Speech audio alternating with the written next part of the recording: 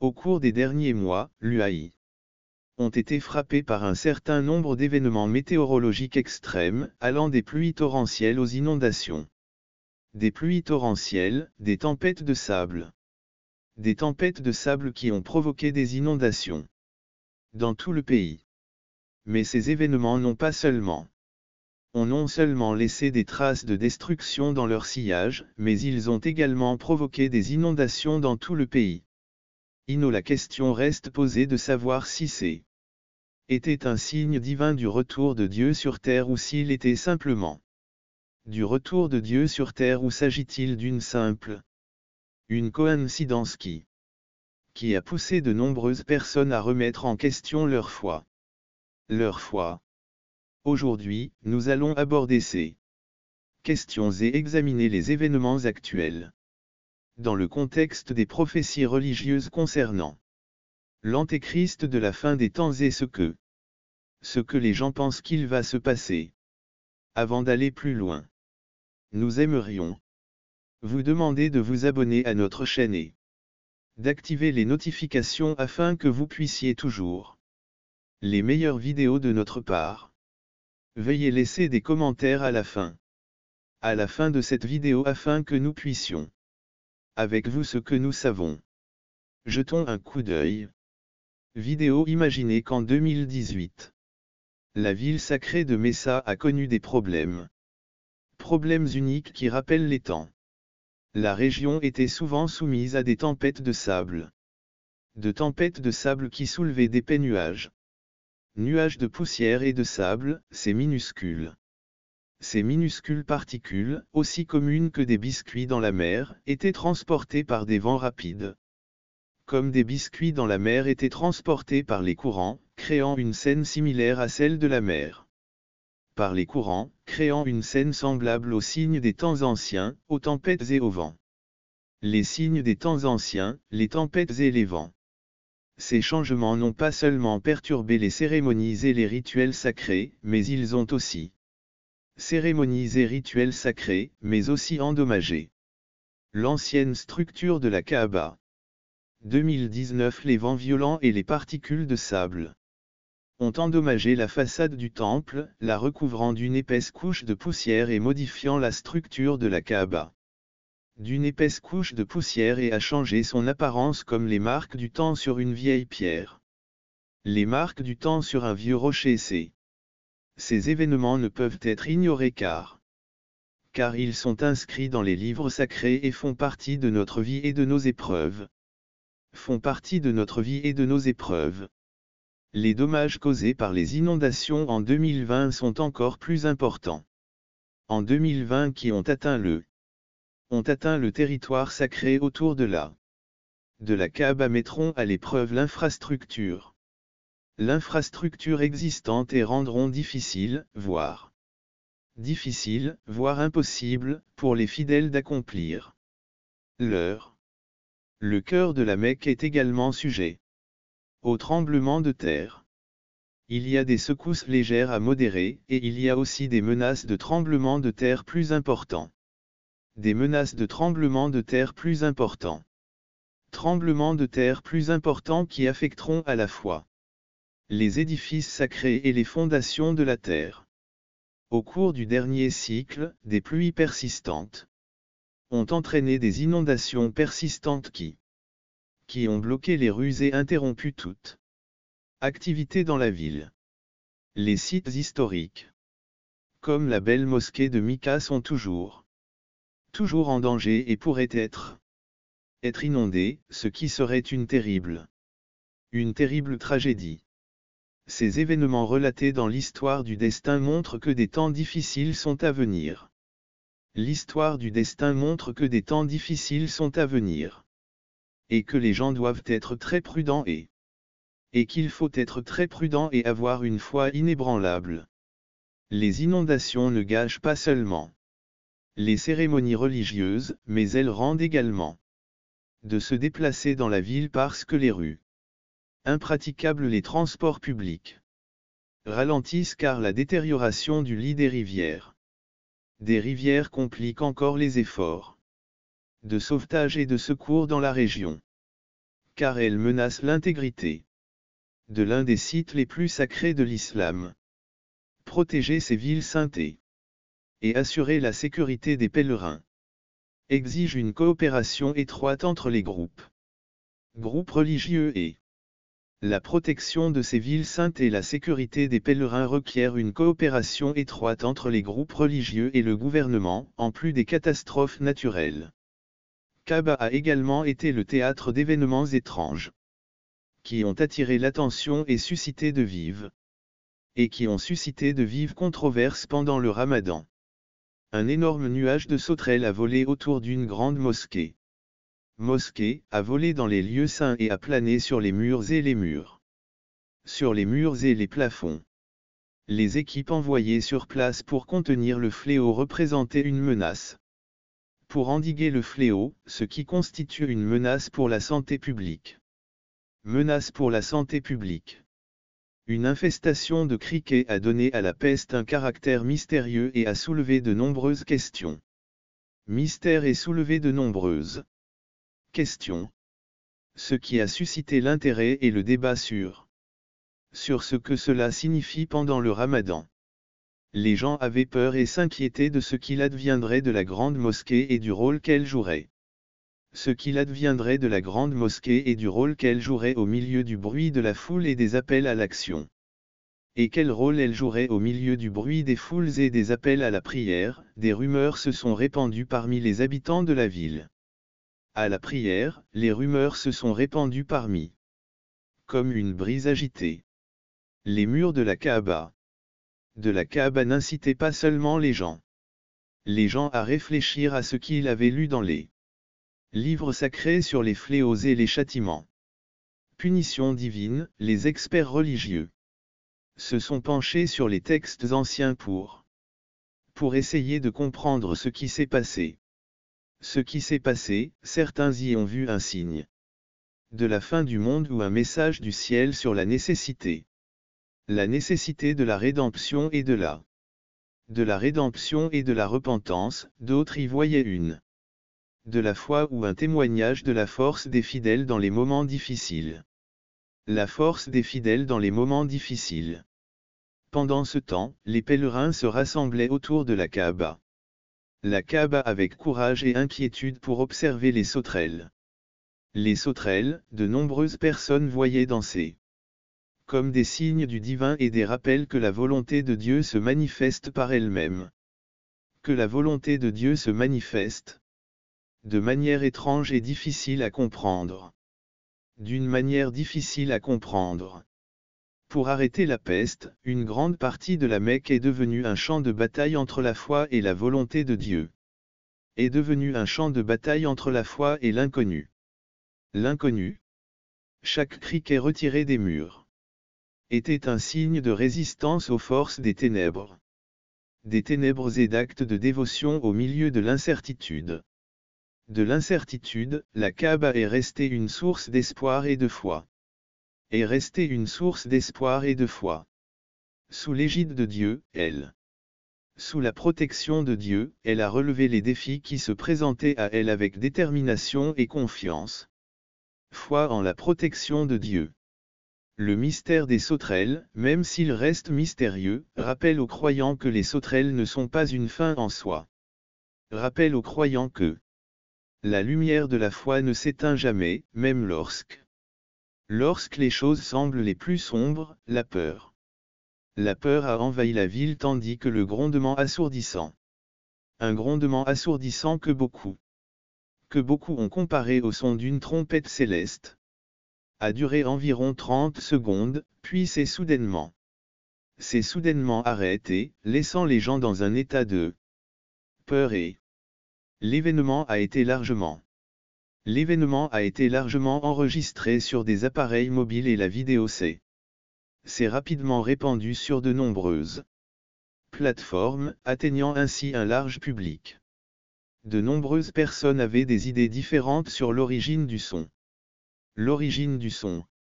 Certains pensaient qu'il était aussi naturel que le tonnerre lointain ou le rugissement des grands animaux, d'autres pensaient qu'il s'agissait d'un mauvais signe ou même quelque chose de Surnaturel. Le scepticisme a conduit à des soupçons de fraude, car la nouvelle s'est répandue très rapidement et a laissé la ville dans un brouillard de doutes et de spéculations. La ville dans un brouillard de doutes et de spéculations. Les gens bavardaient nerveusement en se promenant dans les rues. Les rues animées en essayant de comprendre la signification de cet étrange. Certains regardaient le ciel et pensaient qu'il s'agissait du son de vieilles, d'anciennes histoires, d'autres, plus sceptiques, s'interrogent sur le surnaturel. Le surnaturel et pensaient que ce phénomène n'était qu'un tour de passe-passe ou une illusion acoustique alors que la ville se débattait dans l'incertitude. L'incertitude, les chefs spirituels se sont réunis en conseil pour glaner de vieux textes religieux.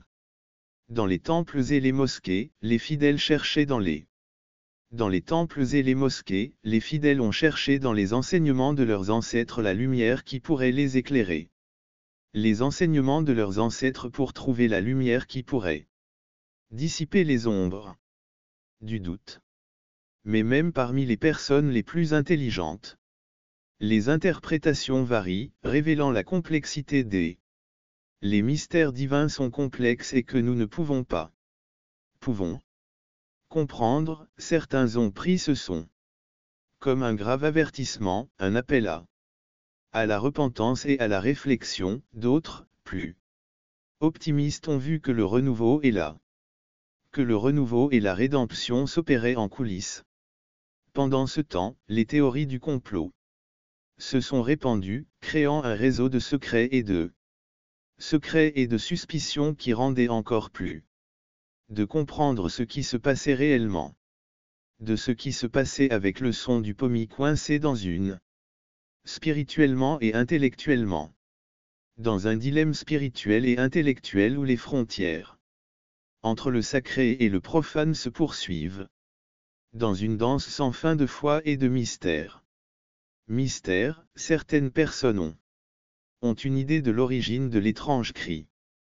Certains ont une idée de l'origine de l'étrange cri, suggérant qu'il pourrait s'agir d'un bruit terrestre stupide.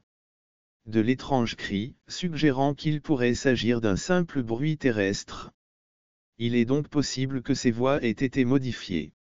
Les sons à l'aide d'une technologie conventionnelle telle que comme un appareil audio ou ordinateur de haute technologie et pour attirer l'attention des médias ou pour que les gens s'interrogent sur ce qu'ils ont.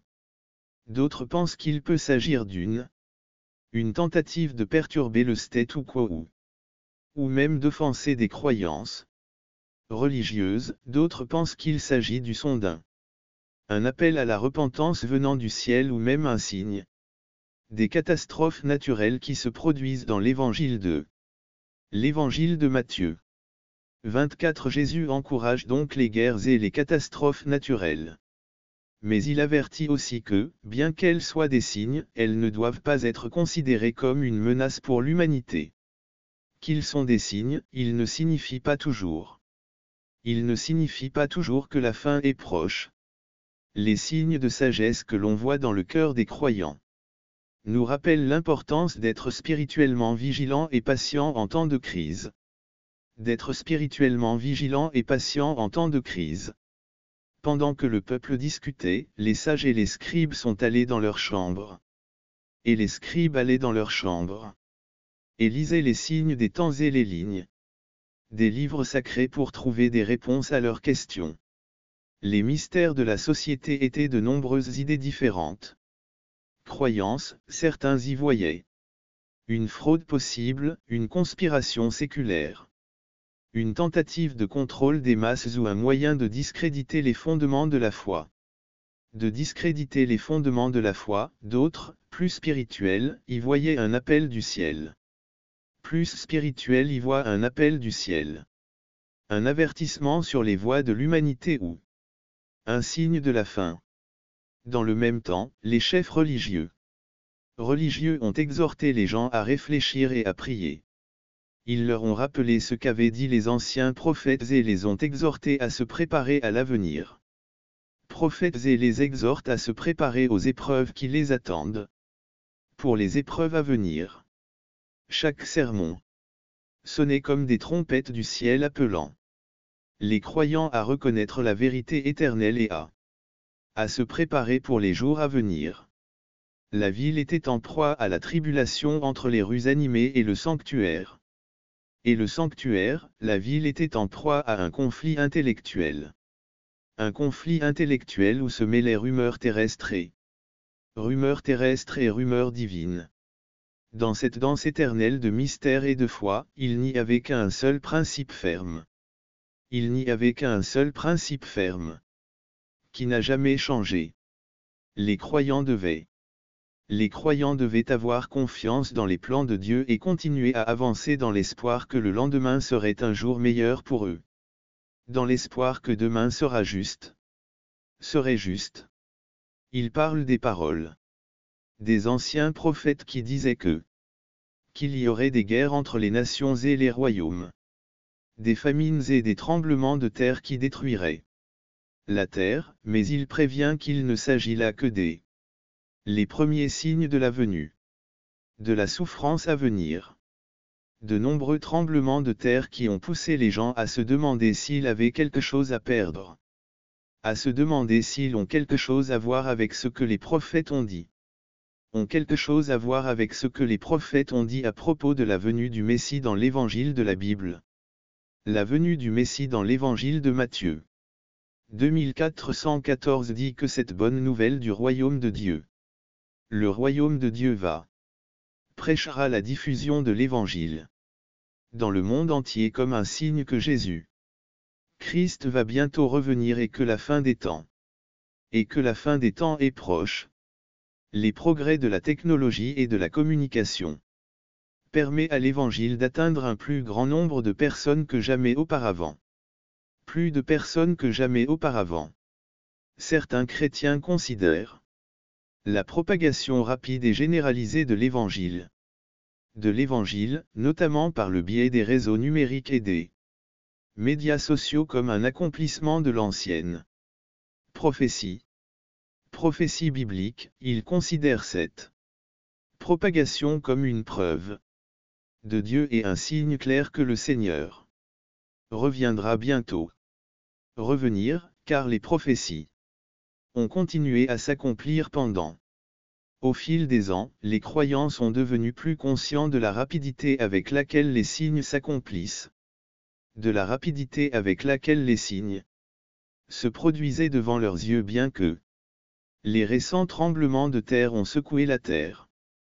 Comme un géant endormi, ils ont aussi réveillé dans les craintes et les espoirs des gens que les anciennes prophéties se réaliseraient dans chaque tremblement de terre. Les croyants ont vu la colère de la nature et les signes du ciel se réaliser. De la nature et les signes du ciel comme des messagers de l'exode divin. De l'exode divin l'histoire éternelle. L'évangile de Matthieu résonnait comme un écho de la vérité éternelle, aidant les croyants à comprendre l'époque où le message de l'évangile s'est répandu comme une flamme de feu, traversant les frontières et les langues, et les croyants ont trouvé un nouvel espoir dans l'accomplissement de la prophétie. La technologie, en tant qu'instrument divin, a ouvert d'inimaginables, permettant à la lumière de la vérité d'atteindre jusqu'aux coins les plus éloignés de la terre sur l'Internet et les médias sociaux. La voix de l'évangile résonne comme une corne céleste, appelant les âmes perdues à revenir. Dans tous ces cas, les croyants ont vu quelque chose plus que de simples interactions virtuelles. Interactions virtuelles alors que le monde connaissait des vagues de chaos et d'incertitude. Les chrétiens sont restés fidèles à leur foi. Les chrétiens sont restés fidèles à leur foi. Et attendaient avec impatience la fin de toute chose. Ils savaient que, même dans les moments les plus sombres, la lumière de l'espoir brille plus que jamais, annonçant le retour imminent de celui qui est la lumière du monde. Il est la lumière du monde. Souvent, les gens voient souvent le moment où les troubles et les conflit comme un signe de ce qui nous attend dans l'évangile de Luc. Chapitre 2 verset 910. Jésus parle des soldats et de l'agitation qui se produiront avant sa seconde venue. Ces choses se passent maintenant. Mais il dit aussi à ses disciples de ne pas se laisser troubler par ces choses. De rester forts dans leur foi. Les chefs spirituels et les renards utilisent souvent ces enseignements pour expliquer des événements, comme les attaques terroristes et les conflits géopolitiques. Et les conflits géopolitiques comme faisant partie de ce qui se passera à la fin. Cependant, il existe différentes manières d'interpréter les passages et la signification exacte des signes des temps. Certains croyants les prennent littéralement, voyant dans chaque catastrophe ou conflit comme une confirmation directe de la prophétie biblique et préfigurant le retour du Christ. D'autres préfèrent une vision plus contextuelle, lisant les Écritures à la lumière de l'histoire et de l'histoire de l'humanité, à la lumière du contexte historique et culturel dans lequel elles ont été écrites. Contexte historique et culturel dans lequel ils se trouvaient. De l'histoire et de la culture dans lesquelles ils se trouvaient. Souligne l'importance d'une lecture attentive de la Bible. De lire la Bible et de ne pas donner d'événements.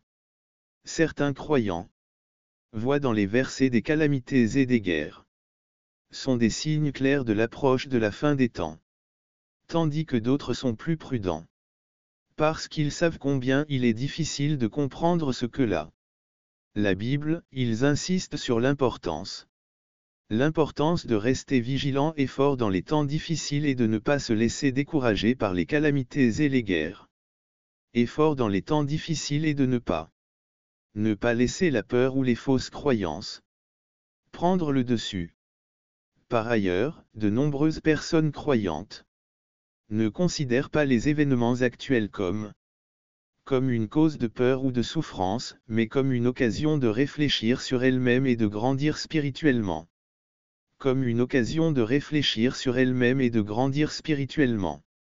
Elles considèrent les problèmes et les défis du monde comme une chance de trouver la foi et comme une opportunité de grandir spirituellement. Ils considèrent les problèmes et les défis du monde comme une chance de trouver la foi et comme une preuve de l'amour et de la miséricorde de Dieu.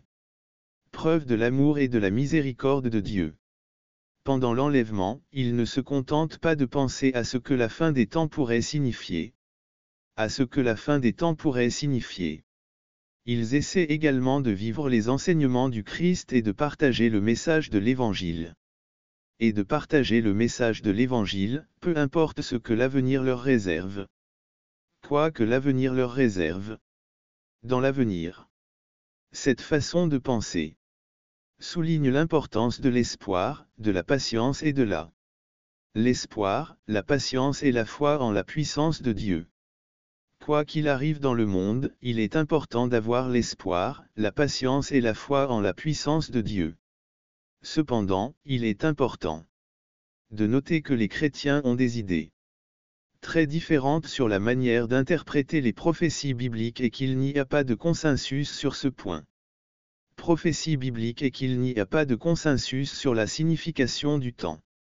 Sur la signification du temps. Le temps. Certains pensent que les événements actuels sont la preuve évidente que le Christ reviendra bientôt.